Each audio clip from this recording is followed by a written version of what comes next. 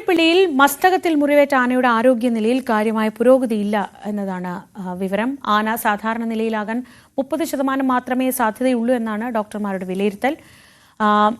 ആജ്ഞ രവീന്ദ്രൻ വിവരങ്ങളുമായി. ആജ്ഞ, പ്രാഥമികമായി പരിശോധന കഴിഞ്ഞപ്പോൾ തന്നെ ഇങ്ങനെയൊരു സാഹചര്യം മുന്നോട്ട് വച്ചിരുന്നു ഡോക്ടർമാർ. ദീർഘനാളത്തെ ചികിത്സ വേണ്ടിവരും, അങ്ങനെ ചികിത്സ നൽകിയാൽ പോലും തിരിച്ചു വരാനുള്ള സാധ്യത കുറവാണെന്നാണ്.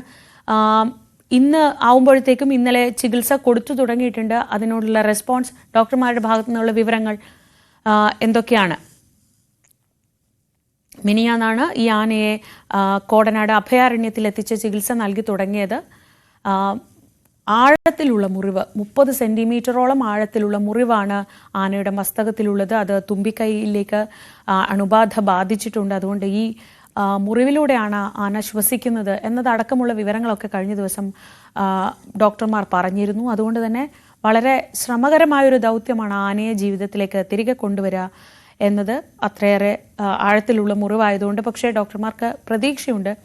അപ്പോഴും 30% സാധ്യത മാത്രമേ അത് ജീവിതത്തിലേക്ക് തിരികെ വരാനുള്ളൂ എന്ന ഒരു യാഥാർത്ഥ്യം ഡോക്ടർമാർ സൂചിപ്പിക്കുന്നുമുണ്ട്.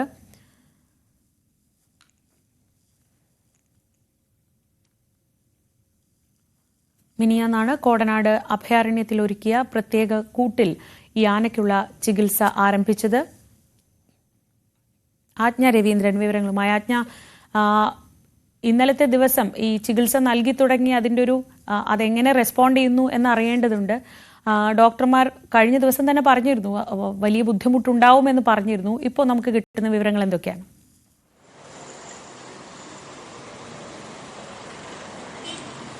ശ്രീജ, ആന ആരോഗ്യവാനല്ല, അതായത് അങ്ങേയറ്റം അൺഹെൽത്തി ആയി നിൽക്കുന്ന ഒരു കണ്ടീഷനാണ് ആനയ്ക്കുള്ളത്. അപ്പോൾ ആ ഒരു സിറ്റുവേഷനിൽ മരുന്നിനോട് പ്രതികരിക്കണമെങ്കിൽ പോലും ആനയ്ക്ക് ആരോഗ്യം വേണം. അല്ലെങ്കിൽ ചികിത്സ ശരിയായ രീതിയിൽ നടക്കണമെങ്കിൽ ആനയ്ക്ക് നല്ല ആരോഗ്യം ഉണ്ടാകണം.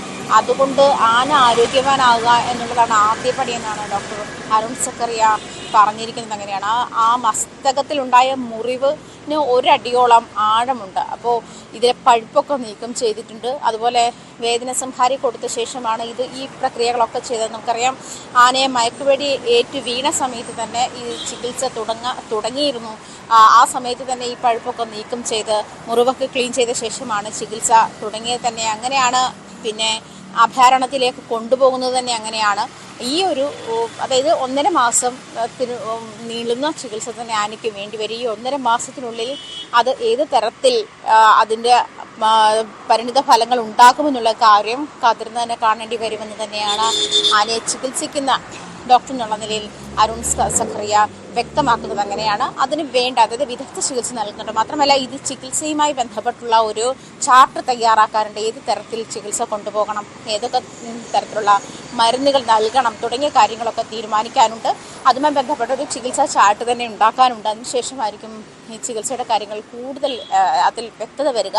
എന്തായാലും നിലവിൽ ആനയുടെ മുറിവിലെ പഴുപ്പെല്ലാം നീക്കം ചെയ്തിട്ടുണ്ട്. നേരത്തെ തന്നെ ഈ ആനയ്ക്ക് നമുക്കറിയാം മരുന്ന് വെച്ച് വിട്ടതാണ്. പക്ഷെ അത് പുഴു കയറിയതാണ് അതിൽ വലിയ പ്രശ്നമായത്. നേരത്തെ ഈ ആന പ്ലാന്റേഷനിൽ എത്തുകയും അതിന് ചികിത്സ നൽകുകയും ചെയ്ത സാഹചര്യം ഉണ്ടായിരുന്നു. പക്ഷേ പിന്നീട് ഈ മുറിവ് വലിയ തരത്തിൽ അത് വഷളാവുകയും പഴുപ്പ് കയറുകയും പുഴു കയറുകയും ഒക്കെ ചെയ്യുന്ന സാഹചര്യത്തിലാണ്. അതിൻ്റെ മസ്തകത്തിലായതുകൊണ്ട് ഇതൊരു വലിയ അപകട സാധ്യത നിലനിൽക്കുന്നുണ്ട്. 30% മാത്രമേ ആനയെ തിരിച്ച് ജീവിതത്തിലേക്ക് കൊണ്ടുവരാൻ കഴിയുള്ളൂ എന്നുള്ള ഒരു നിരീക്ഷണത്തിലാണ് ഡോക്ടർമാർ ഇപ്പോഴുള്ളത്. എന്തായാലും ആന ആരോഗ്യവാനായെങ്കിൽ മാത്രമേ ഇക്കാര്യത്തിൽ ചികിത്സയിൽ പുരോഗതി ഉണ്ടാവുകയുള്ളൂ എന്നുള്ളതാണ് മനസ്സിലാക്കാൻ കഴിയുന്നത്.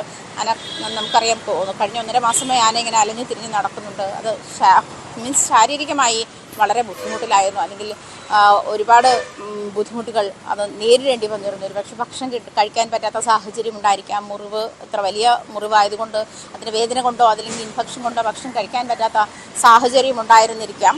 എന്തായാലും ആന ഹെൽത്തി അല്ല, അതുകൊണ്ട് മരുന്നുകളോട് റിയാക്ട് ചെയ്ത് തുടങ്ങിയിട്ടുമില്ല.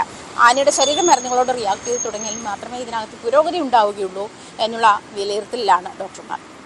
ആജ്ഞ രവീന്ദ്രനാണ് വിവരങ്ങൾ നൽകിയത് കൊച്ചിയിൽ നിന്ന്.